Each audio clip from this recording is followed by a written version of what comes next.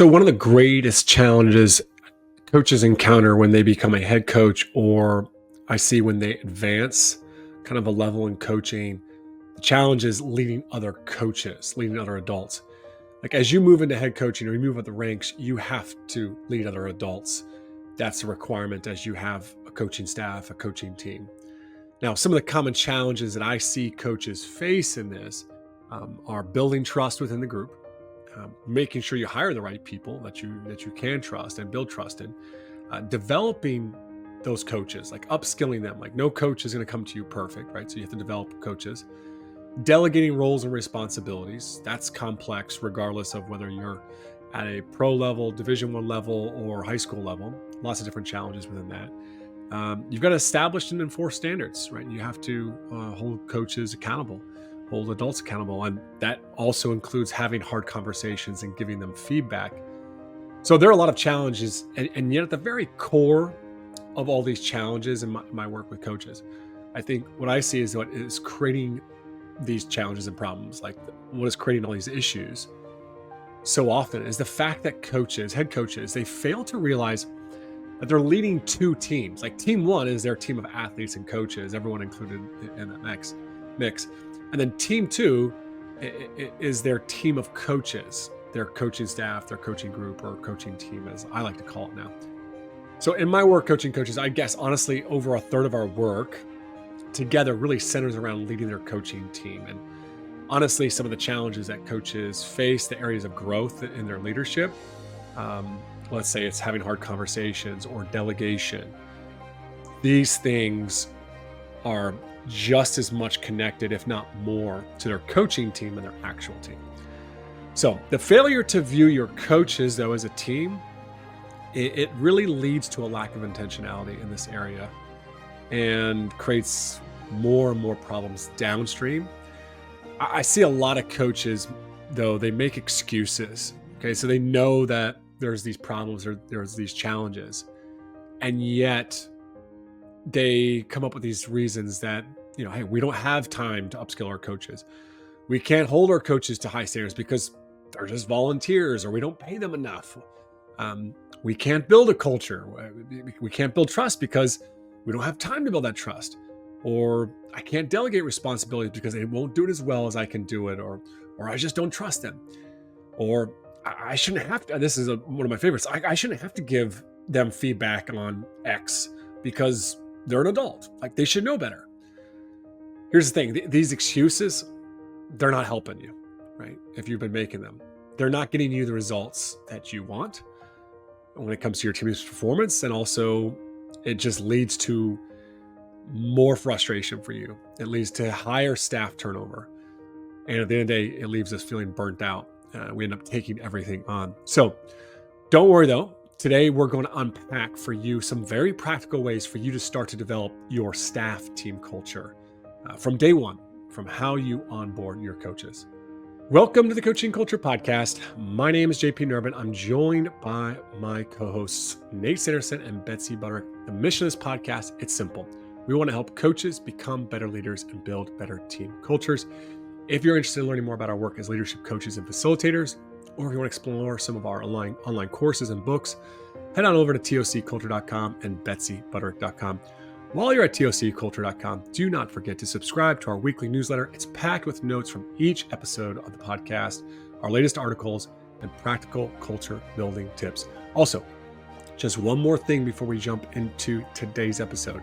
I really think this is a great episode to share with your coaching team. So share it, have a conversation about the things we discuss. And then if this is an area that you struggle, like Nate does, and he talks about that today, get vulnerable. Tell them that this is something you are going to work on this year, and tell them where you struggle to lead, them. It's really just a powerful way to start making necessary changes for them to support you, to acknowledge the growth that they see in you, and to offer you feedback to help you grow.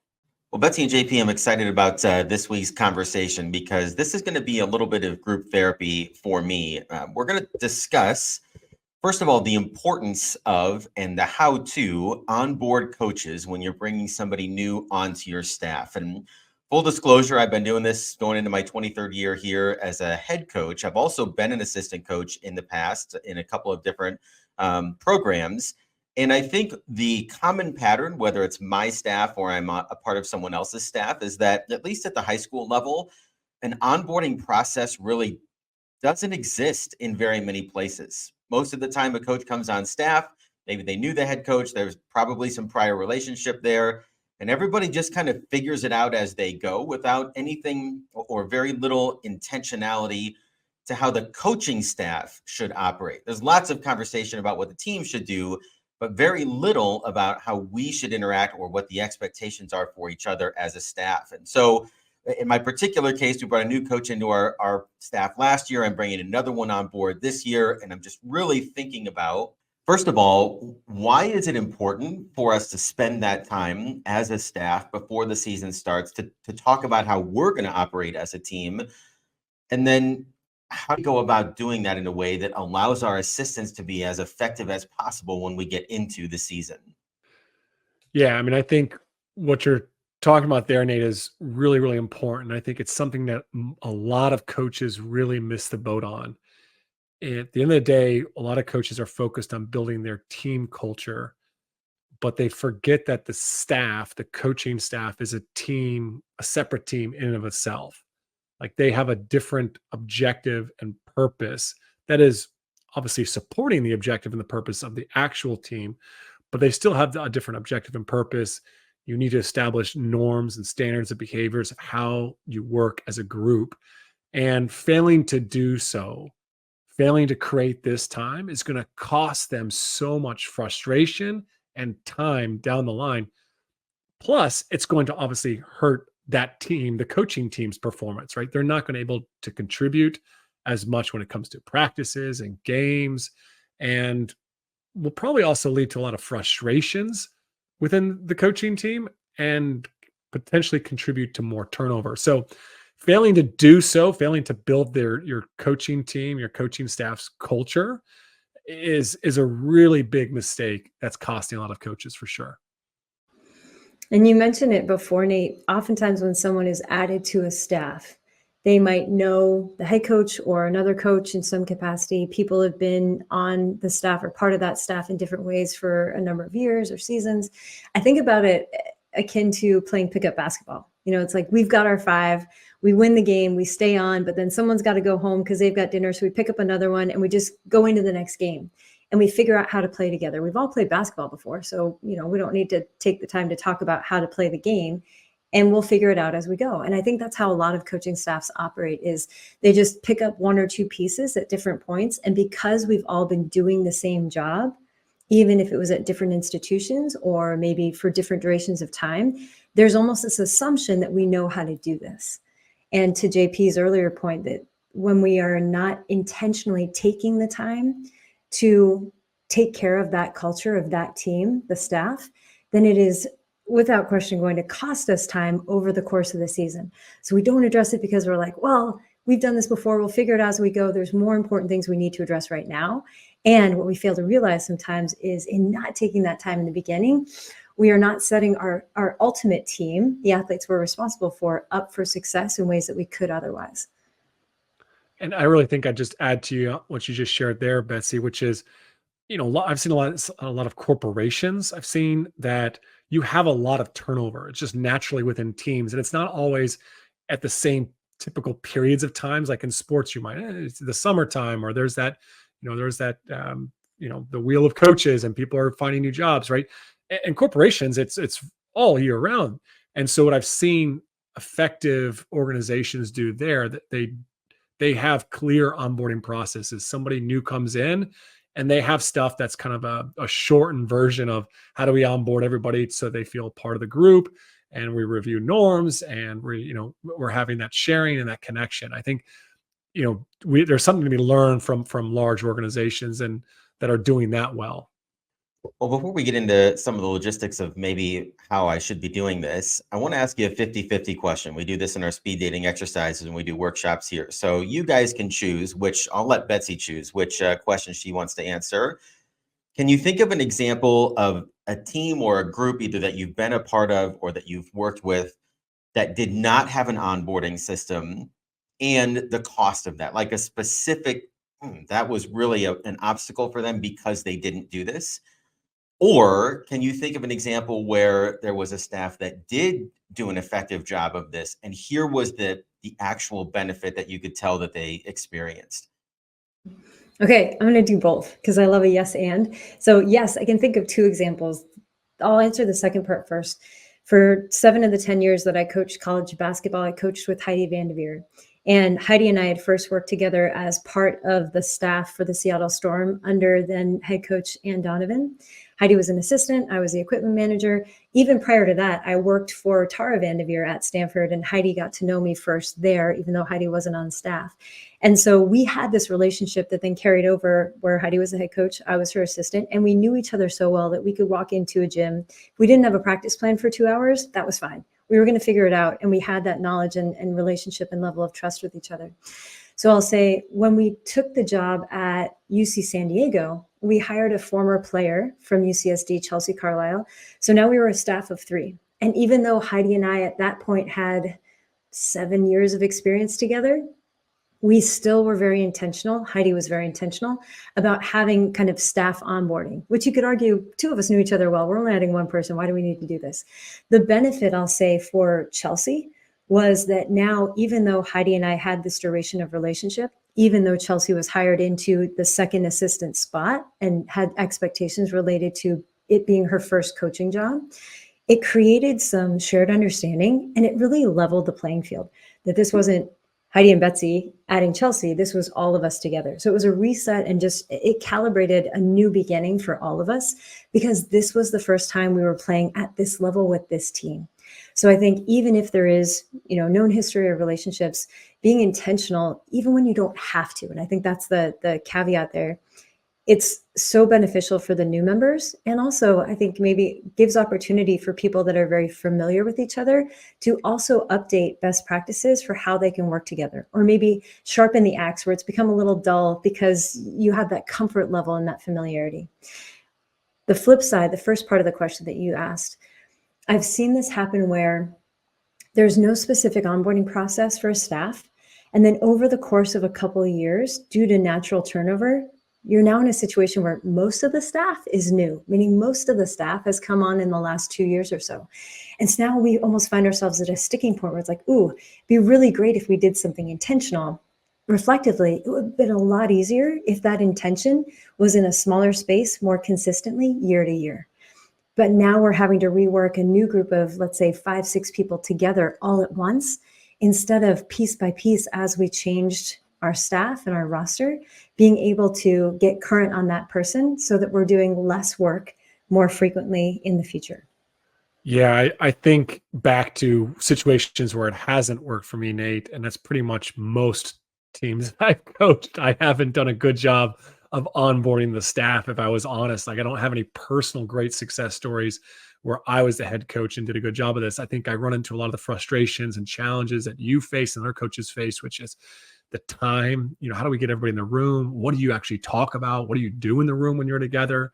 It's so easy to go into, just the tactical things and conversations, and how do you give these things structure so that the meetings are effective and efficient.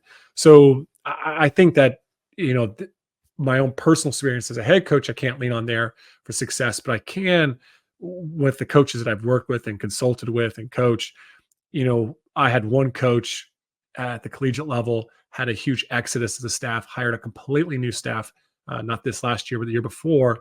And they spent 2 days together, designed time where they're cooking meals for each other. They did, do the offsite kind of retreat type of thing. We're able to review, some technical, tactical things, but they were really more about building connections. And then how do we want to work together? What is that going to look like? How are we going to, deal with frustration? What are we not going to do, right? That would prevent us or inhibit us from being an effective team.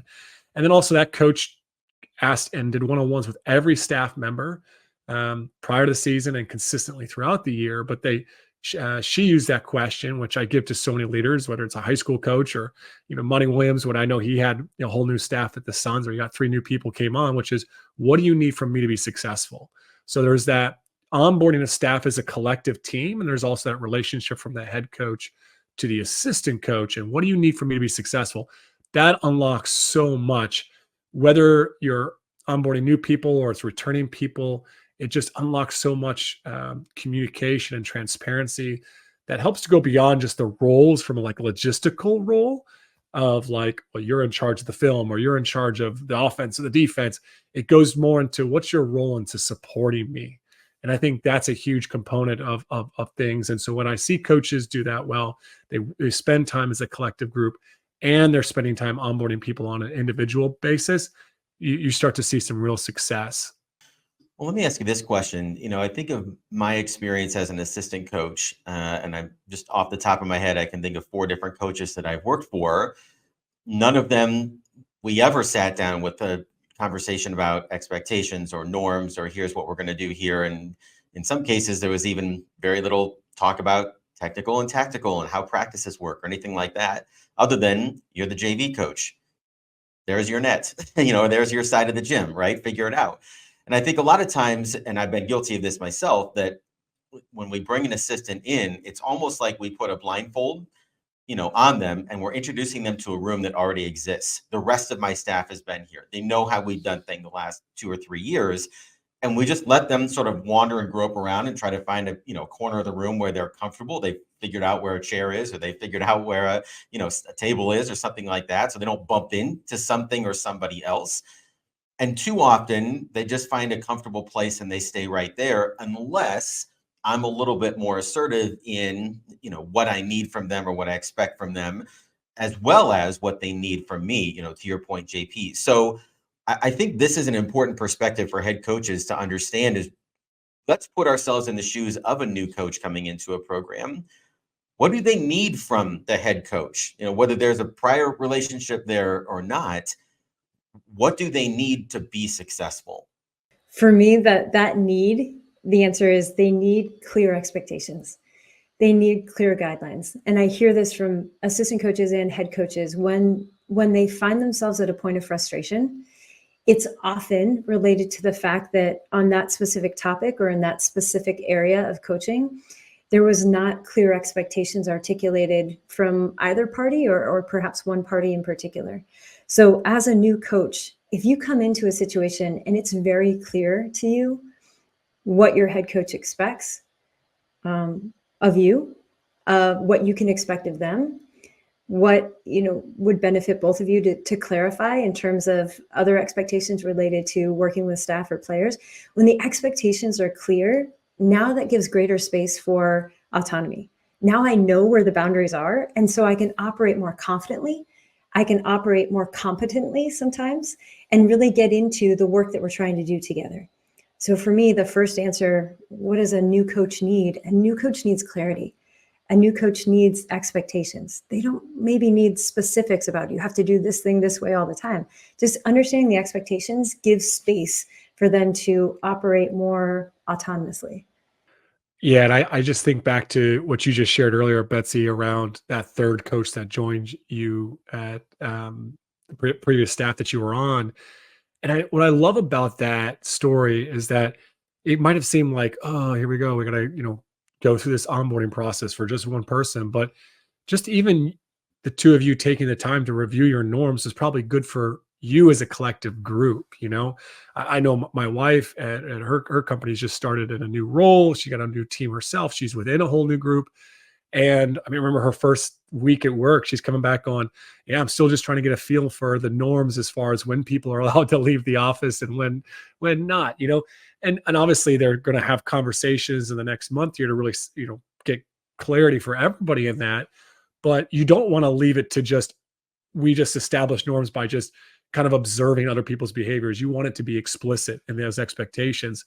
I think what coaches struggle with when we hear that word expectations is a lot of us, high school coaches, I know college coaches at high levels, they can't even pay their coaches a great wage. And so we're constantly losing coaches. So it's hard to say, let's have high expectations because I'm just happy I got a coach, right?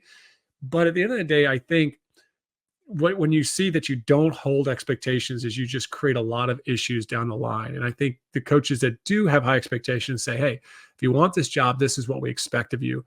That a lot of times the right people will rise to the occasion. They will rise to those expectations when we have high expectations and we say, hey, we're doing something special here. We're building a great team. This is going to be a fun staff. We're going to really enjoy it, right?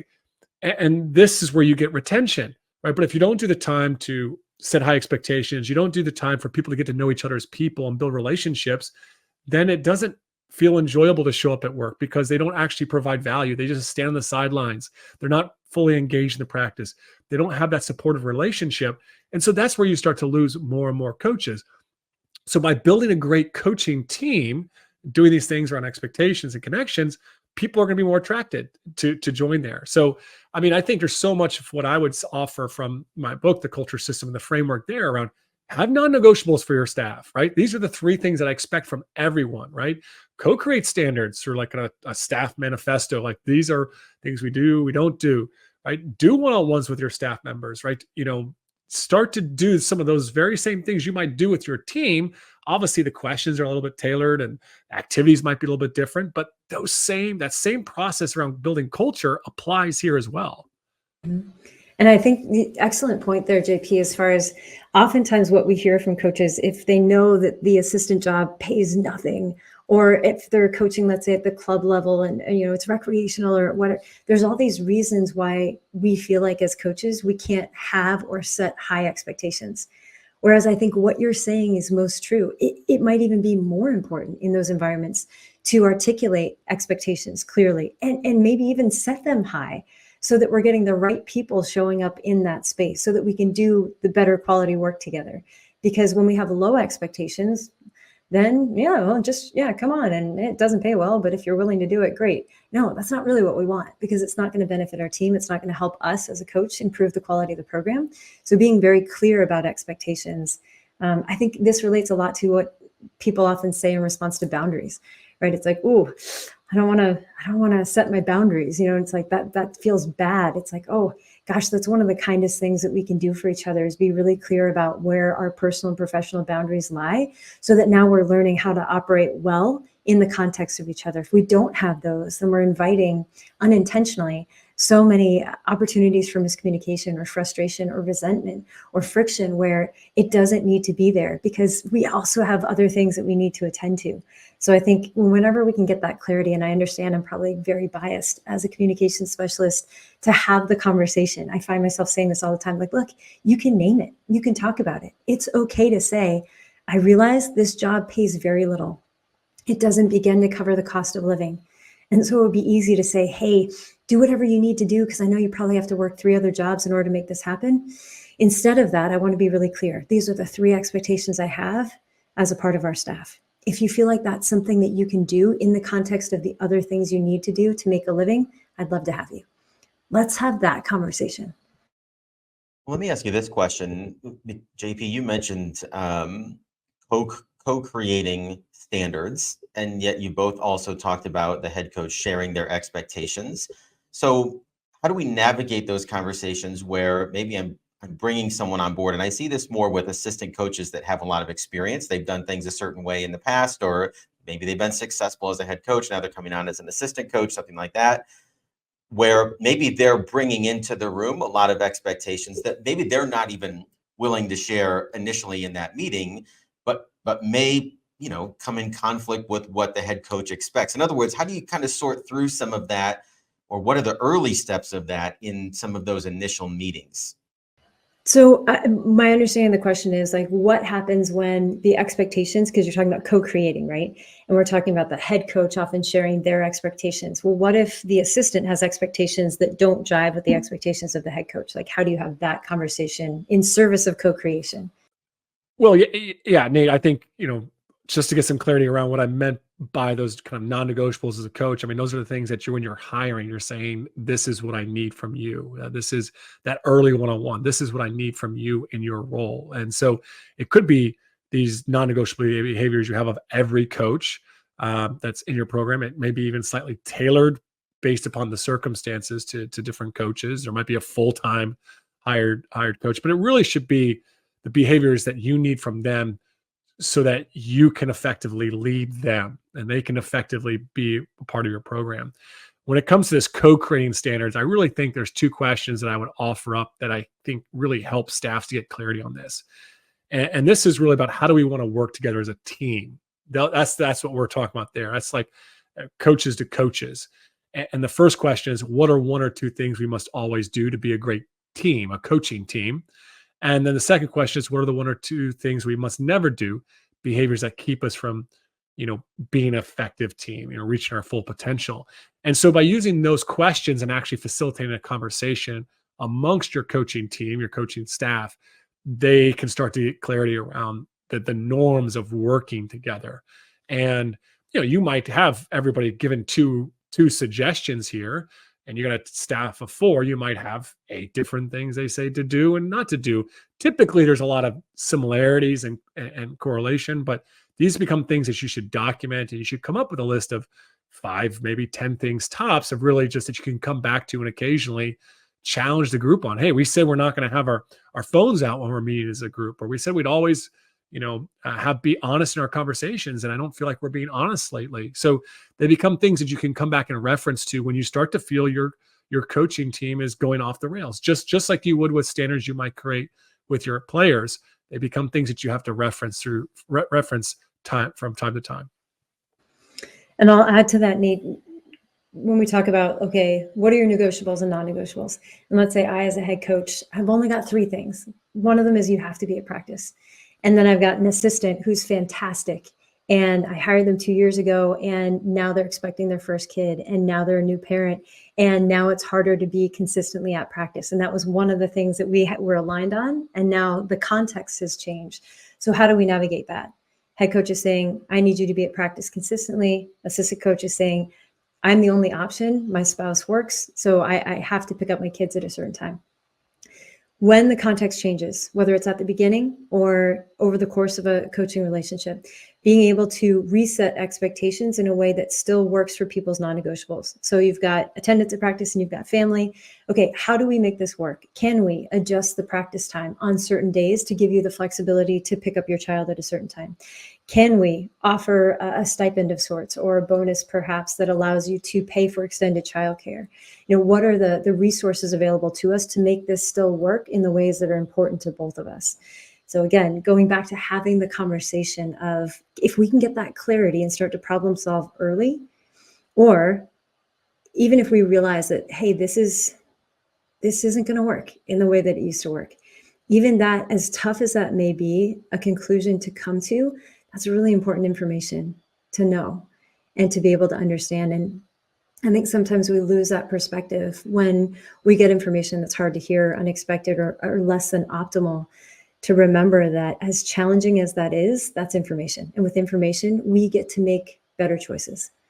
I can appreciate what you guys are sharing there when it, sometimes it comes to a collision of expectations. And certainly as somewhat mature adults, we realize that that's better to discuss on the front end if we can see those collisions, coming, rather than trying to deal with them after they've happened.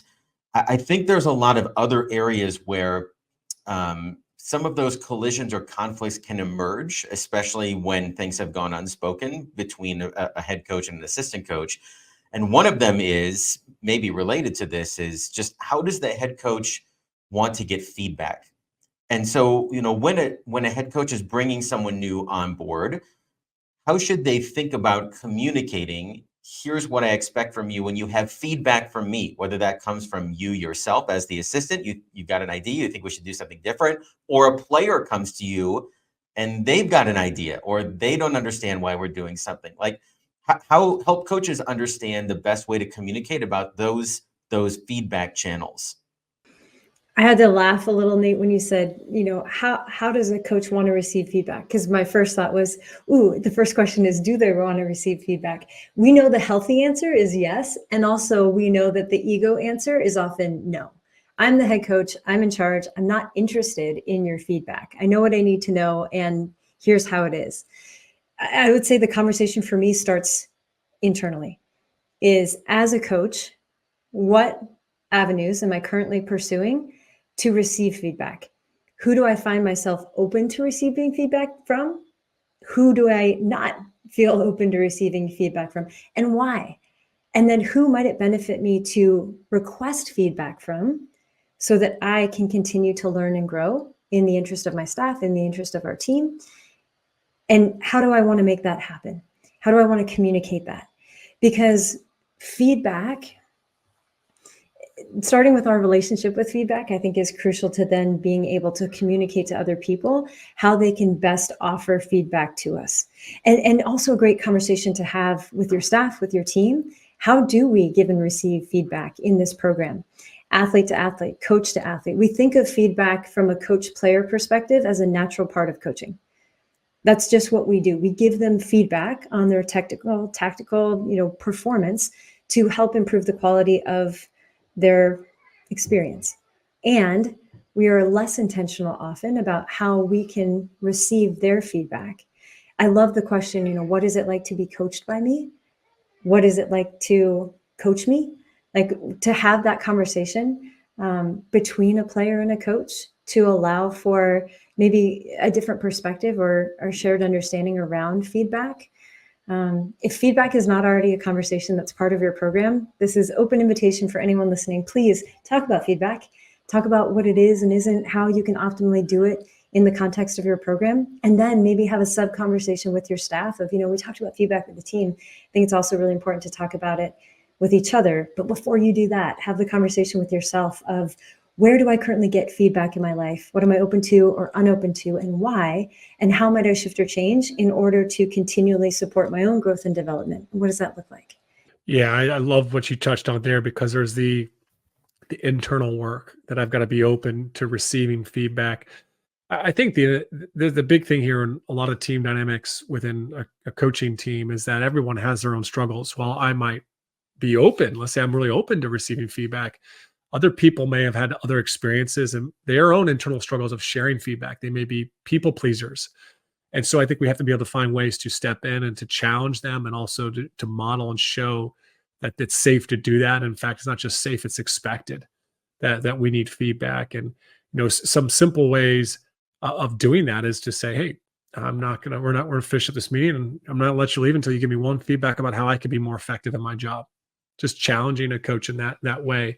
And then receiving that, taking that on, really listening to that, and doing that in a way where they feel like, okay, the head coach, my boss, whatever, they heard me, they listened to me. So that's one big thing. I think one other big thing that I really have been challenging a lot of the coaches I've been working with this upcoming season is that everyone needs to have one big thing that they are working at themselves internally to be a more effective leader.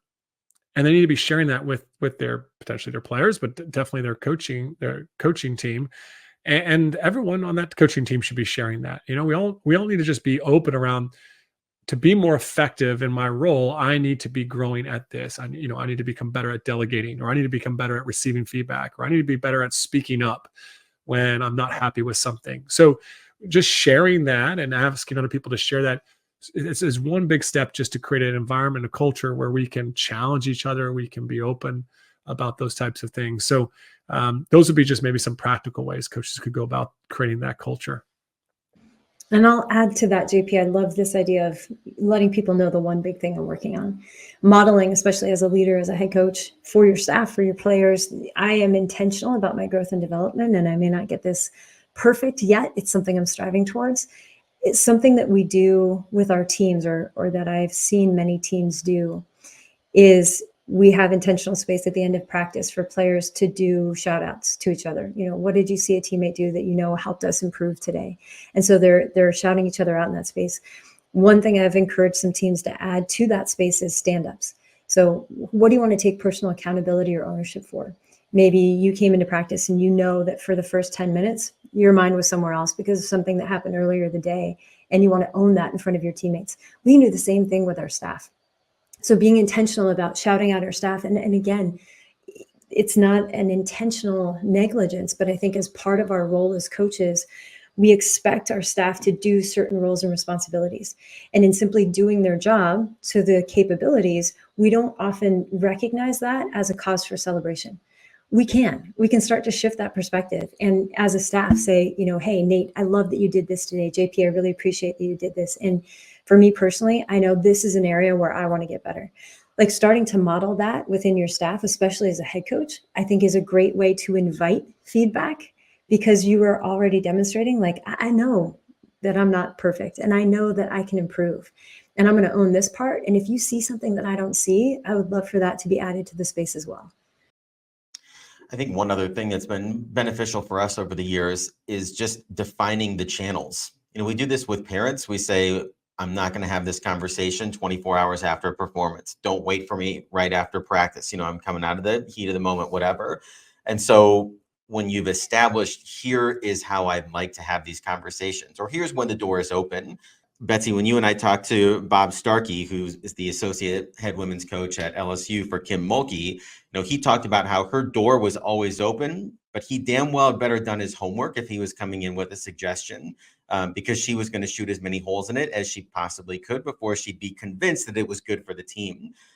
And just the way that he even described that made it clear that, he knew what the standard was for and what she expected from him when he was coming to her with ideas. And I just thought that was a great example of the clarity that you guys are talking about here. I want to ask you one more here, just things, again, that I think when they're not talked about can lead to conflict, or at least keep teams from being as effective as they could be. And that's the issue of autonomy. When I think about how a high school program is structured, we have a varsity team and a JV team, and a coach that comes in and says, I'm going to coach the JV, and I've got certain expectations about what should be run or how those practices should go, and they've done it a certain way, in their past coaching experience. I think sometimes there can be a push and pull when it comes to how much autonomy that you grant to somebody. And maybe this question isn't so much about how do you define what the line is, almost more as, I wish I would have done more to explain how autonomy is earned. And I don't know if you could think or comment a little bit on how you've seen that conversation go, especially in front of, coaching staff starting to work together for the first time. Yeah, I think there's two big things in this, Nate, that I like the earning autonomy, and then how do you allow people to coach them in their autonomy, and mentor them. I think there's one is, which, someone gets hired, they have their basic roles, responsibilities, and what they have, ownership of. And outside of that is, what would they be interested in taking on? What are some things that they'd be passionate, excited about to help the program? How do they think they can help? And there could be, okay, I get you on those things. You may want to become a head JV coach, or you may want to run the offense, or you may want to do these things. Then here's what is the path to be able to potentially have that role or responsibility, that ownership of that area.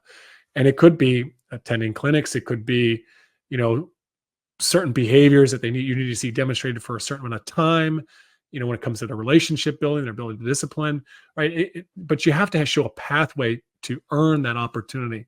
The other thing, and this is where I think coaches really struggle, and as coaches, we're very controlling, rightfully so. We put a lot of thought into things. We don't see necessarily the same thought and intentionality coming from our assistants at times, it feels like. So we don't want to hand things over, or we hand them over the drill, or we hand over the offense and things fall apart. The drill isn't done to a high standard, and the offense isn't executed as well as we think it could be executed, or whatever. The problem I see is we go from, okay, you have autonomy, to, no, I'm just going to take it all back. Right? I can't trust you the drill. Instead of saying, I'm going to give a little bit of autonomy, or I'm going to give autonomy, but I understand that my role is to coach you through that. So if it is, give them a drill and the drill's horrible, that's fine. Like a 10, 15-minute drill in practice falling apart is an opportunity to learn and grow, not an opportunity to say, well, I guess it's not a test. It's not an assessment of their coaching ability. And so you have to give them space, but also step back, reflect, hey, how do you think the drill went? What was something you could improve on that? And then you can offer your feedback and coach them through that. So I think the big thing is show a path to what they can earn more autonomy or more ownership. But also, once you start to give them autonomy and ownership, some things you can just leave it to them 100%. I'm sure there's certain assistants we might trust with that level, at that level. But for most people you hire and most programs, you're going to have to coach them. You're going to have to mentor them through that. Yeah. And you mentioned this question, Nate, and I immediately thought of this past May when I was out in Las Vegas working with the Raiders.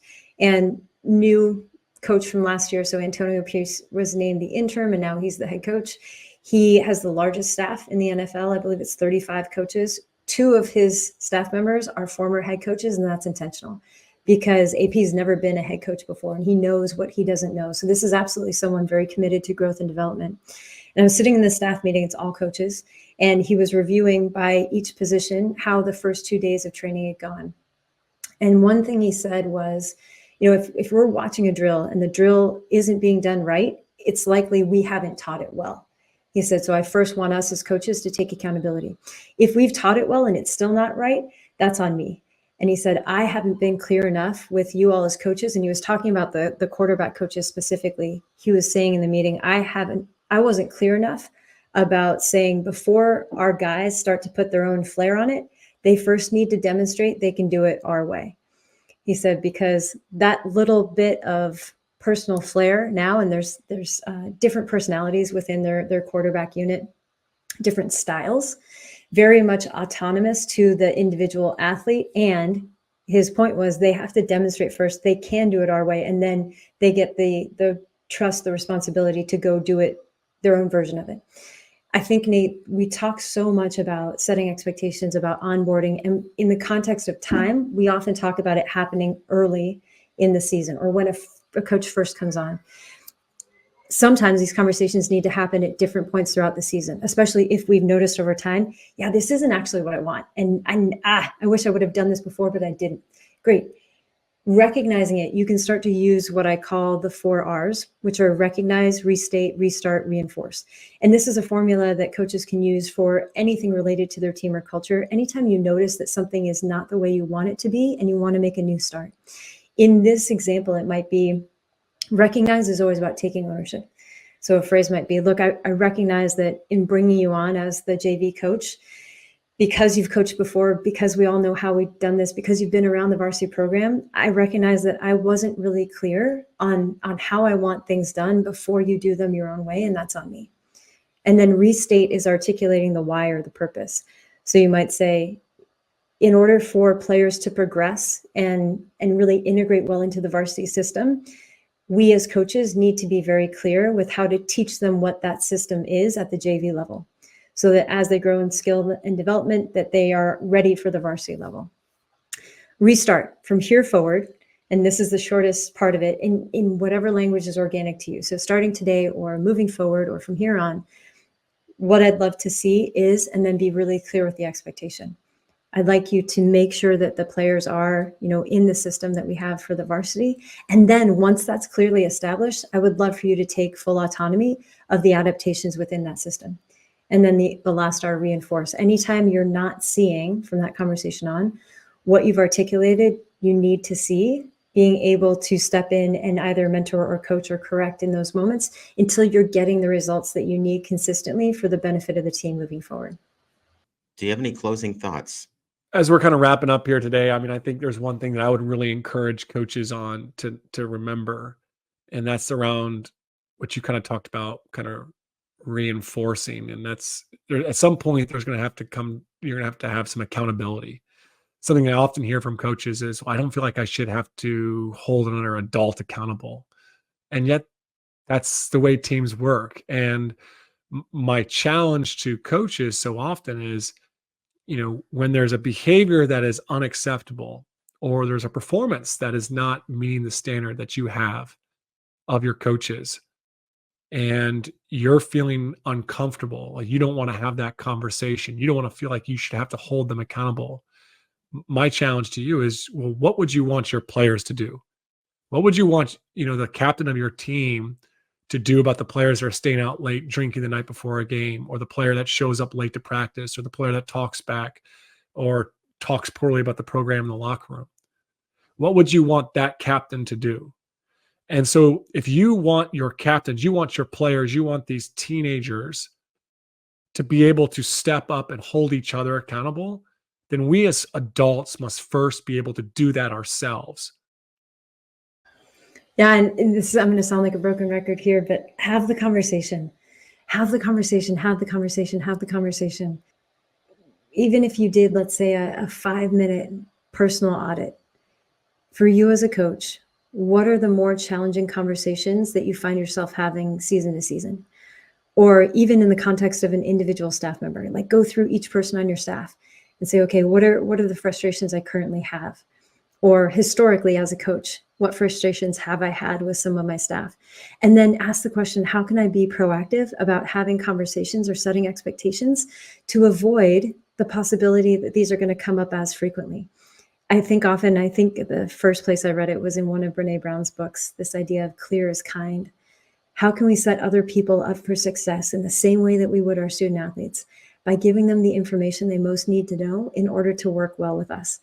And then how do we ask intentionally about how we can also support their ability to work well in the context of our team? Have the conversation. It is never too late. It is rarely too early. So you get to pick when and what and how, but have the conversation. Commit to that. I appreciate you guys sharing and walking me through this. A couple of the takeaways that just come to mind for me. Number one, I do think there's a social aspect to this. And JP, you talked a lot about this, especially early in our conversation, that the social connections, the relationships that can be started make all of these conversations, I think, easier. We are aligned on our purpose and we feel more comfortable sharing more of ourselves, whether that's in conflict or just in disclosure, right? As we're building that relationship. I think that it's something that I hope that we can do with our staff. And I think the analogy that makes the most sense for me, because the lights turned off in the middle of this conversation in this room, because I'm not moving around enough, is that, when we just expect a coach to come into a room and figure it out and the lights are off, they bump into things and they bump into people and then they just try to stay out of the way, or, they find a safe place. Like, it isn't that hard for us as the head coach or the established staff that's been there to just turn the lights on and say, here's how we've done things. And even if that's followed up with, what do you think about that? How have you done that? How have you done these things in different places? I think you're right on that. The conversation is going to have to happen at some point. And in order for the staff to be the most productive, I think the investment in that time, and I know that's difficult, that's our biggest hurdle as well, but it's going to have to happen at some point. And maybe that ends up being in January when the coaching staff isn't getting along and things aren't going the way that they're supposed to be. And now we've got, in the heat of the season, with regionals on the doorstep, trying to figure these things out. I don't want to be there. And so if nothing else, this has been an encouragement to me to invest some time here this fall. And hopefully other coaches have had some similar takeaways as well. So around 2021, I recognized some inefficiency in the work I was doing with the coaches I support. The head coaches I'd be working with, they'd hire me to do an online webinar, right? So that I could educate and work to train up their coaches on their coaching philosophy, their behaviors, their processes and skills, right? All the stuff that I kind of really unpack in the culture system. Now, I recognized after a while that I was doing a lot of teaching. And then we'd have a little bit of time to discuss how they could apply those things and how those things would work for them. End of the day, this was an inefficient use of my time. It was inefficient from their perspective. So that's initially actually why I developed the TOC Transformational Coach and Culture Certification, so that coaches could start to educate and train up their coaching staff, their coaching team. So the coaches would all take the course and then they could get together and discuss. So we eventually broke this course into levels 1, 2, and 3 so that they could train up over time, each of those levels lasting about 3 hours. And this was way more efficient and way more impactful. And so in the last year, I've actually released even a newer course called the Foundations course. And this is only 60 minutes. And we actually started this because I started to see not just athletic departments or clubs and school districts, but state athletic and activities associations like those in Colorado, Ontario, and even some international organizations like in South Africa. They have wanted to start mandating coach education that is practical, simple, and easy to understand and implement. So we've launched this course, the Foundations course, as well as our Working with Sports Parents course to serve that need. Now, to learn more about the online courses and the certifications, to figure out which ones might be right for your coaching team, your coaching staff, your athletic department, or your state, go to tocculture.com where you can learn more. And you can also reach out to myself to have a conversation. There's a link in the details of this episode, as well as online, where you can inquire about the group pricing. And like I said, which one would be right for you all. It's going to be an investment that you can make not just this year, but easily make it every new coach you onboard for years to come, right? They simply take the course at their own pace, on their own time, and then you meet with them afterwards to discuss and to get on the same page. And that's been the really cool thing we've seen with athletic departments and clubs is they'll have a cohort of coaches get together and discuss. It's incredibly fruitful. And we've also seen new coaches as they come into an organization or athletic department, they take the course and they meet with their athletic director to get on the same page heading into the new season. In fact, the whole state of Colorado is actually using that process now for all new coaches. They take the foundations course and then they go on to meet with their athletic director on a little bit of a course guide that they've completed, laying out their plan for their culture this year and how they're going to work with parents, how they're going to learn discipline, how they're going to establish standards, how they're going to build relationships, all that great stuff. So be sure to reach out if you want to upskill your coaches and get everyone on the same page. That's enough from me today. Thanks for listening into the Coaching Culture Podcast. Yes, we absolutely appreciate you leaving us a review to boost our podcast rating. That's awesome. But I definitely appreciate even more you sharing these episodes with your athletes, your friends in coaching, and other leaders. Use them as conversation starters. So please do share, and don't forget while you're sharing to subscribe so you don't miss another episode.